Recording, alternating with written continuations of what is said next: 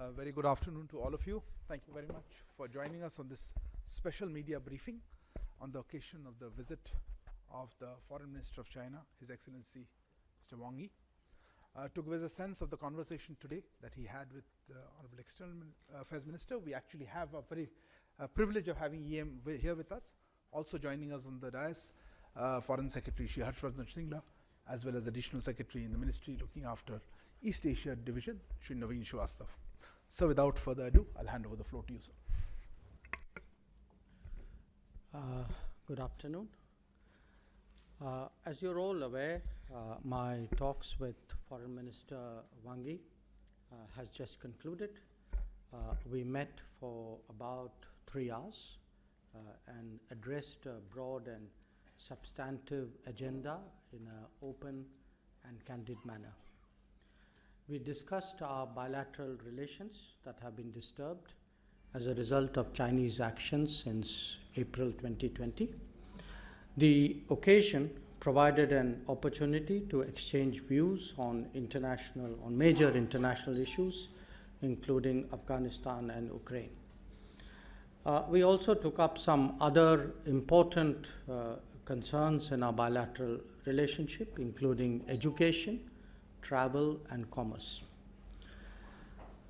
Foreign Minister Wang Yi and I have been in touch with each other over the last 2 years, even if we have not visited each other's country. We met in Moscow in September 2020 and then again in Dushanbe in July and September 2021. We have had telephonic conversations during this period. And the focus of these interactions have naturally been on the situation in our border areas. Our meeting had led to an understanding on disengagement and de-escalation. The challenge, of course, has been to implement it on the ground. We've had 15 rounds of talks between senior commanders, and progress has been achieved on several friction points from the disengagement perspective. This needs to be taken forward since the completion of disengagement is necessary for discussions on de-escalation to take place.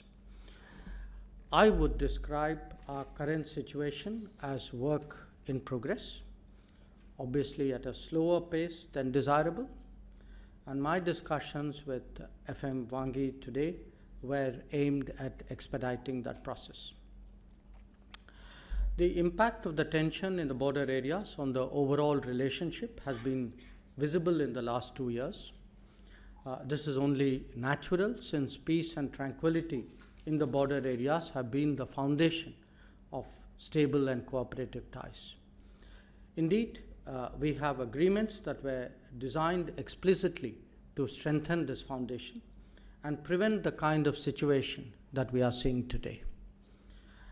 I was very honest in my discussions with Chinese Foreign Minister, especially in conveying our national sentiments on this issue. The frictions and tensions that arise from China's deployment since April 2020 cannot be reconciled with a normal relationship between two neighbors. Foreign Minister Wang Yi spoke about China's desire for a return to normalcy, while also referring to the larger significance of our ties. I was equally forthcoming that India wants a stable and predictable relationship, but restoration of normalcy will obviously require a restoration of peace and tranquility. If we are both committed to improving our ties, then this commitment must find full expression in ongoing disengagement talks. We had an extensive exchange of views on a number of contemporary matters. I laid out India's principled approach to international relations based on respect for international law, UN Charter, and sovereignty and territorial integrity of states. Disputes should be resolved without use or threat of use of force. Nor should there be attempts to unilaterally change the status quo. Where India and China are concerned, our relationship is best served by observing the three mutuals: mutual respect, mutual sensitivity, and mutual interests. We discussed today specific regional situations. Insofar as Afghanistan is concerned, India's policy is guided by the UN Security Council Resolution 2593. On Ukraine, we discussed our respective approaches and perspectives, but agreed that diplomacy and dialogue must be the priority. We also spent some time on multilateral issues. I emphasized the need to take forward the long overdue reform of the UN system, including the Security Council. I also took up strongly the predicament of Indian students studying in China who have not been allowed to return, citing COVID restrictions. We hope that China will take a non-discriminatory approach since it involves the future of so many young people. Minister Wang Yi assured me that he would speak to the relevant authorities on his return on this matter. He also recognized the particular concerns that medical students have in this difficult situation. Also on the agenda were matters pertaining to trade and investment. We continue to press for fairer market access. So overall, I would say that our talks today added to clarity in regard to various aspects of our bilateral relations. They also provided a useful opportunity for an exchange of perspectives on international issues. Thank you. Thank you very much, sir. We have a paucity of time. I can see a lot of hands going up, but hold on. Ground rules, please introduce yourselves before you pose your question, as well as your organization. Let me start from this side, perhaps. Yeah, why don't you start? Yeah, we will take a few around. And then, yeah. Microphone, please. Good afternoon, sir. Sridhar from the Asian Age and Deccan Chronicle. My question is, so after the talks, did you get a sense that the Chinese are willing to vacate whatever land they have grabbed in the Ladakh sector in friction areas other than Pangong Tso? And what was Mr. Wang Yi's response? Are you hopeful that now the logjam will finally be broken? Thank you. That side, please. Minister Jaishankar, I'm Parikshit from CNBC TV 18. Wanted to ask you about the discussions on Ukraine. You said that both sides discussed each other's perspectives. Were there any similarities in how the two sides would approach the situation in the days to come?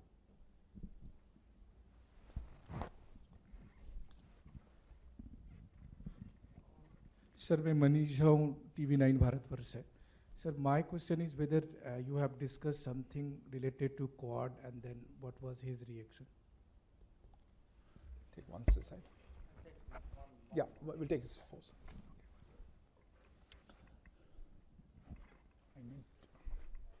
Jaishankar, if I could ask you if the subject of a return to the status quo ante as in April 2020 came up in your talks, what would be the point at which you would think that normalcy has returned? And it seems as if your conversations have been on every part of the bilateral relationship, trade, travel, you've discussed multilateral issues, the UN Security Council reform.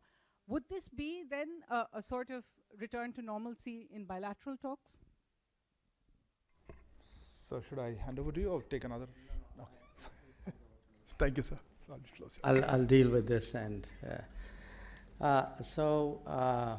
let me, in a sense, where there's an overlap of a question, answer it once. So first issue is the situation in the border areas.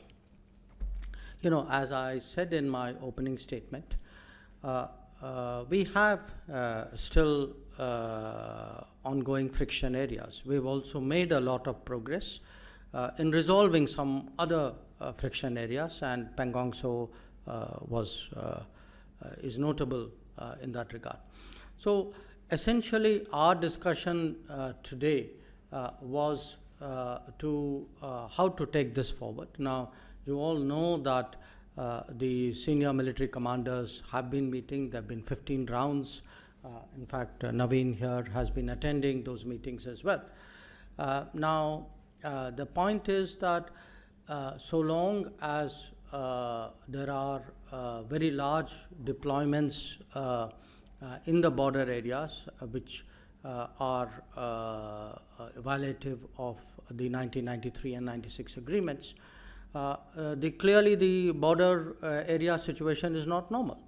So the main point, which again I've spelled out at some length in my statement, is we have a situation where peace and tranquility in the border areas has been disturbed.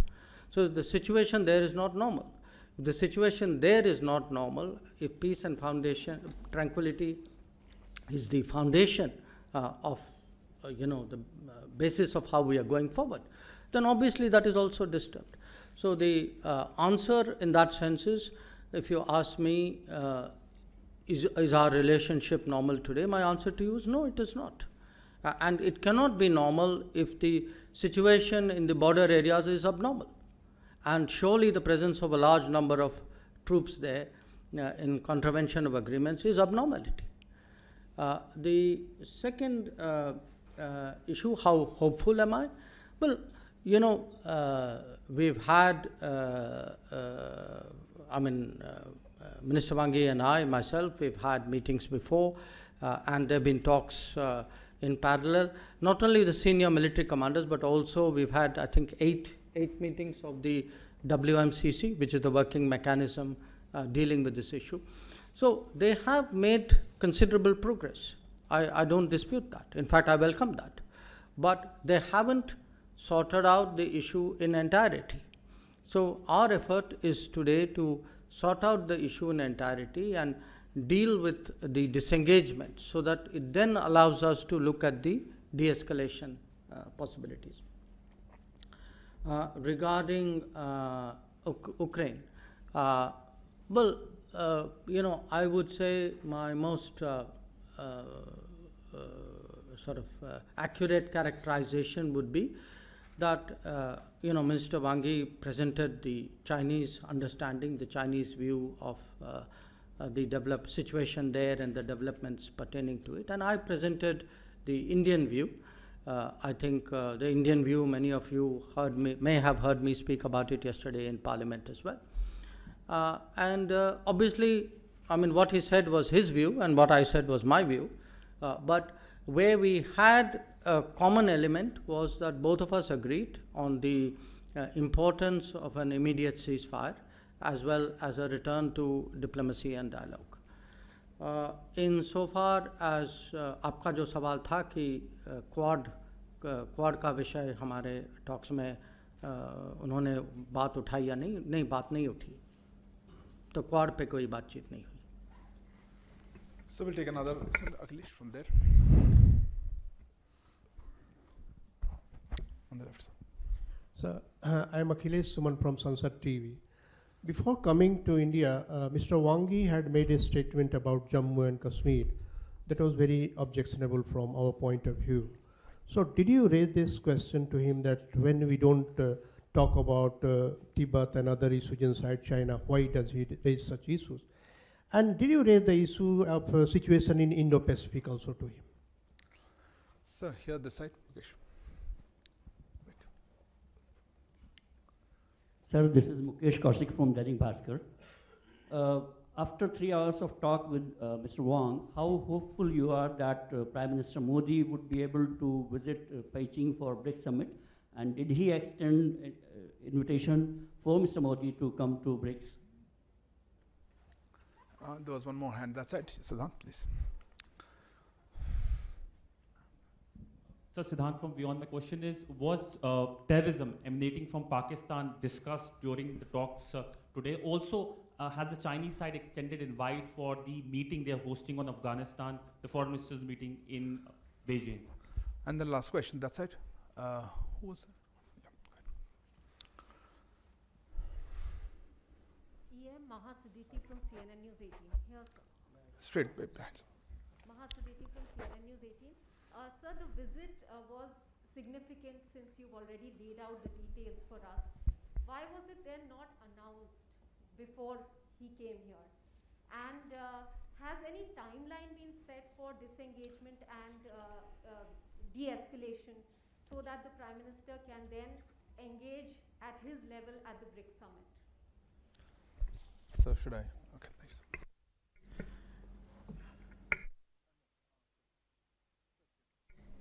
Okay, thank you.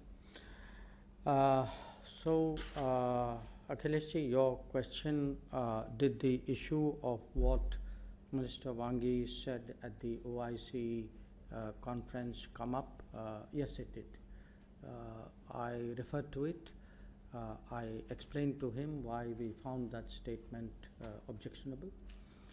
It was subject discussed at some length. There was a larger context as well. I conveyed that we hoped that China would follow an independent policy in respect of India and not allow its policies to be influenced by other countries and other relationships.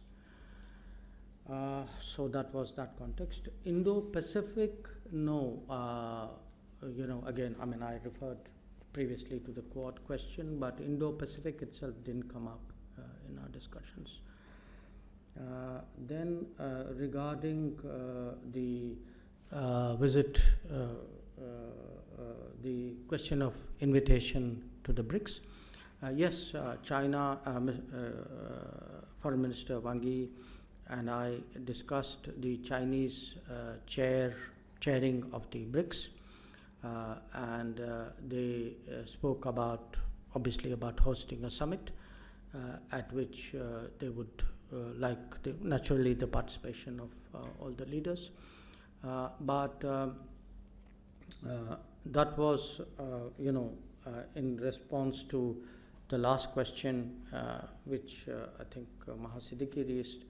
There was no timeline, there was no, in the sense, that was a discussion. There was a parallel but separate discussion in regard to sorting out the situation in the border areas.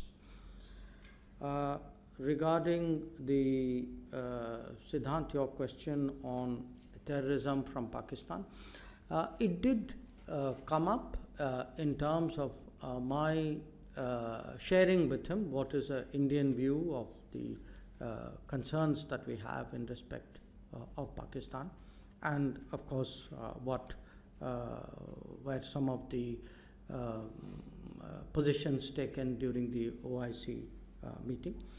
On the Afghanistan meeting, which the Chinese are convening, which I believe, no, they did not.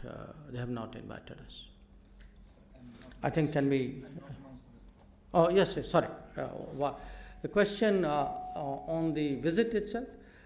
Look, typically to announce a visit, it's done by mutual convenience, and for whatever reason, the Chinese did not want this set of visits which Mr. Wang Yi did to be announced earlier. So since we did not have mutual agreement, we did not make our announcement either. Thank you very much, sir, for taking the time to answer the questions. Appreciate, sir. Also, thank you, Foreign Secretary, sir, for your presence, as well as to Additional Secretary, East Asia. Thank you all for joining us today. Good afternoon.